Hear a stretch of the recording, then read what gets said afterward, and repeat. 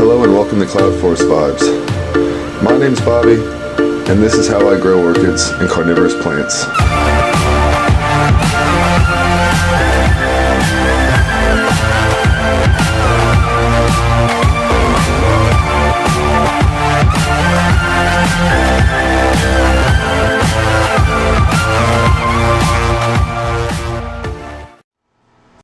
Hello and welcome to Cloud Force Vibes.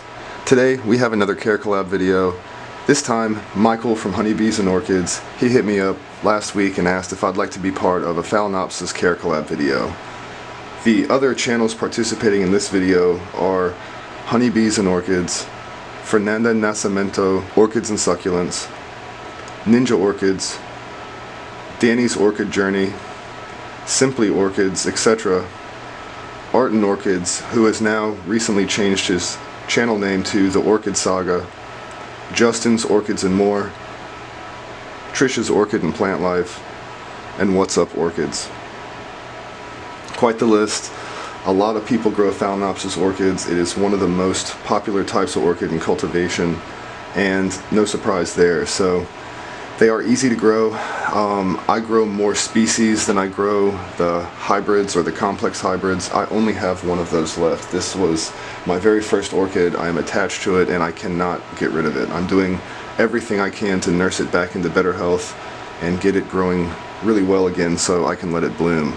This is the second year. I cut its bloom spike last year because it started to decline, but this is the second year I've cut spikes on it in order to get strength back into the plant, and seems so far to be working. It's growing a really nice new growth this year. However, that's beside the point. The purpose, as you know, of these Care Collab videos is for a bunch of us to get together worldwide who grow orchids and try to help you guys with some culture and care tips on how we take care of the plants in our environments. I live in Washington, D.C. in the United States, which is the Mid-Atlantic region. I don't know what zone that is horticulturally or whatever, but it is just normal temperate zone here. We do get high humidity. I live near the water, so in the summertime the humidity outside is really high, but that doesn't matter because I grow indoors. I grow all of my Phalaenopsis orchids in my grow tent. I keep intermediate to warm conditions in there depending on the time of year, and really high humidity. That's why all of them tend to do better mounted for me. I really struggled growing the especially complex hybrids in pots in my environment because the pots didn't dry out enough and I always had problems with the roots. Phalaenopsis orchids in general, for the complex hybrids, you can grow them on a windowsill, you can grow them on a coffee table, you could grow them in a greenhouse. You can grow them just about any way you want. They are very hardy, very easy to grow plants, great for beginners, and awesome plants in general. They have beautiful blooms. Most of them are not fragrant, some of them are, but there's a wide variety, anything you want. This is a miniature Phalaenopsis. There are much larger plants. There are smaller plants. Anything that you want, they have. So you can grow them in a pot, you can grow them mounted.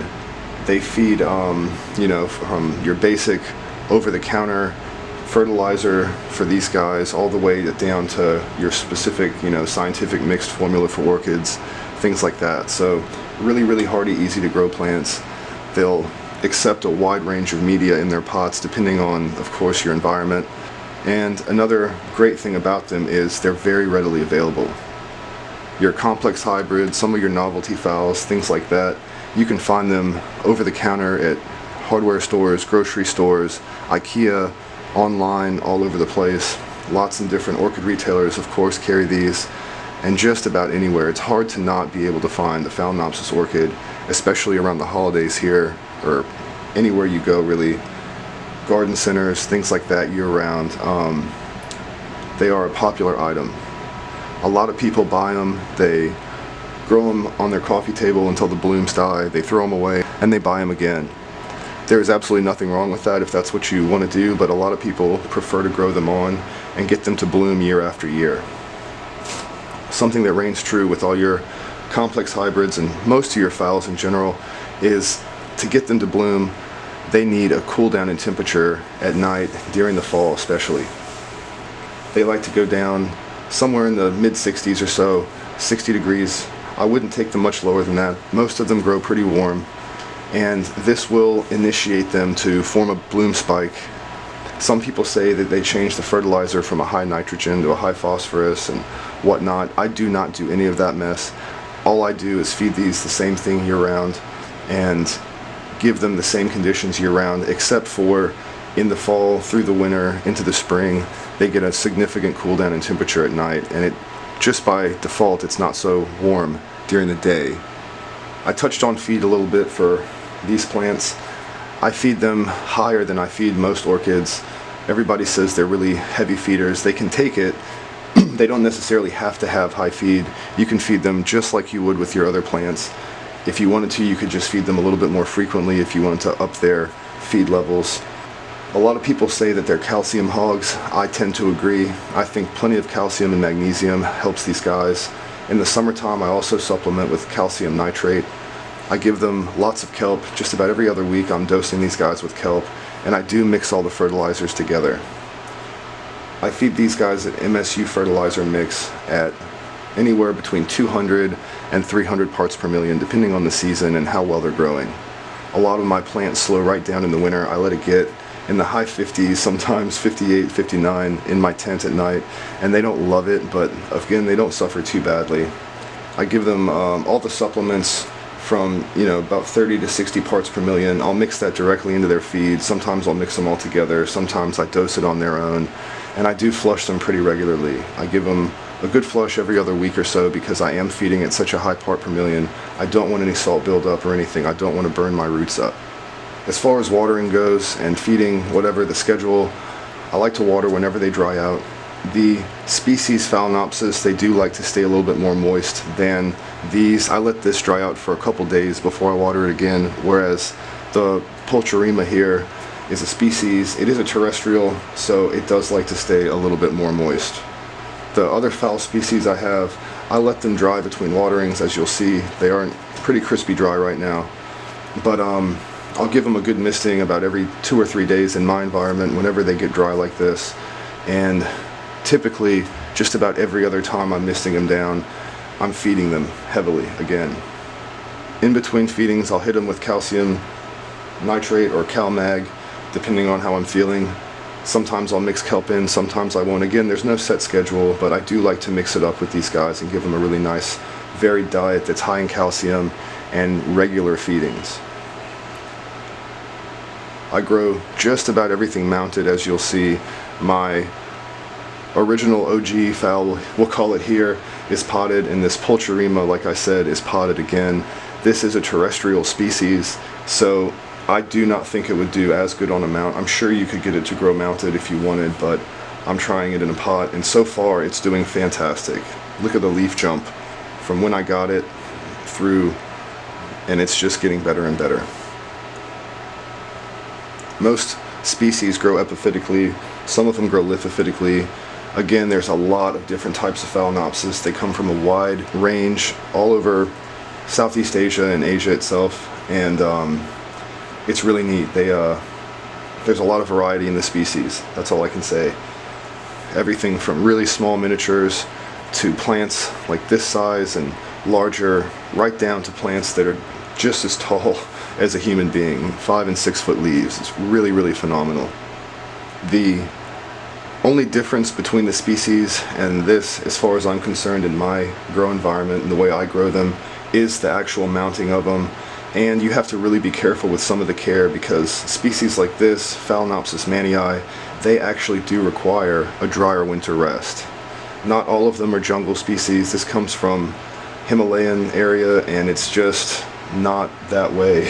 It gets plenty of moisture when it's getting moisture, don't get me wrong, and it grows in a humid environment. It likes to grow around streams and stuff like that in its native environment, so it's always quite humid there. However, it does have a significantly drier season where there's not a whole lot of rain going on. So in the wintertime, this gets rested just like I would another resting plant.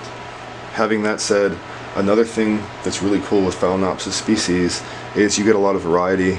As you see, this one, this is Phalaenopsis celebensis, has these wonderful leaves, nice patterning on them. You've got miniatures, like I said. You've got Falbalina, which just about everybody knows, has these really shiny, bright green leaves.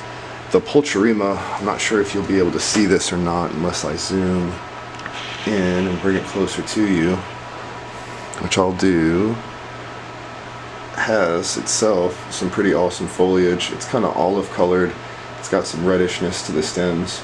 Really beautiful plant indeed.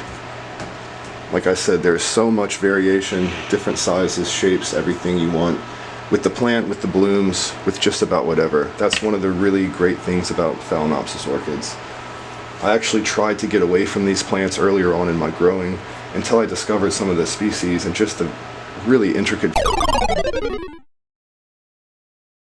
So my camera cut off there and I have absolutely no idea where, so I'm gonna have to just try to pick back up. I don't know. Oh, I hate it when it does that. So I'm gonna start over with this. Phalaenopsis, it's a phal that everybody knows. It's got a really nice big yellow and purple bloom, and the great thing about it is it's got a really awesome scent. One of my favorite orchids as far as the scent goes, and really a stunner. I've got a spike coming, so we'll be able to see and smell that again here very soon. The Phalaenopsis as well, it has a really small bloom, but it packs quite a punch. They line up kind of like this on short spikes right in front of the plant, and they have a really nice sweet little fragrance to them. I'm not exactly sure about the other ones. This is another Phalaenopsis, so of course that will, but the other ones I'm not exactly sure what they have as far as scent goes. I haven't bloomed any of them. These are relatively new in my collection. I've had this for about 1.5 years now, still unbloomed, and yeah, that's it. So I'm gonna go ahead, I'll put these plants back in the grow tent and we'll take a final look at them in there. I'll show you how I keep them and I guess the light level, because right now they're under the light from my new spider farmer here. My shelf is plenty more illuminated than it was before, let me tell you that. So really actually nice for filming, and so far it's doing really well in the tank. The plants have actually kind of already responded to it, but that'll be an update coming soon. So really awesome.